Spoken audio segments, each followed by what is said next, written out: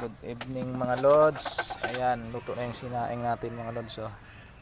Para sa hapunan. Tapos magsabaw naman tayo ng bangus. Ayan mga lods, oh. Ayan. Ito yung buntot, prituhin natin. Sinabawan, lagyan natin ng ano, talbos naman saka okra. Ayan. Ayan na mga lods, luto na yung sinabawang bangus.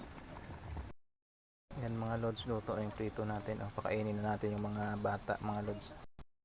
Kain tayo mga lods. Oh. Yan, pakainin natin yung mga anak natin. Pagdating sa bahay mga lods, akin lahat. Pero aawain pa ko ng asawa ko. Nang dahil na sa litso na binili ko sa ulam ng mga anak ko. Inaway ako kasi hindi raw maganda sa kalusugan ng mga bata.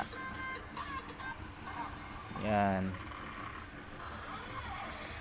Nang dahil sa litson mga lods, hanggang ngayon umiinit pa rin yung dugo niya sa akin.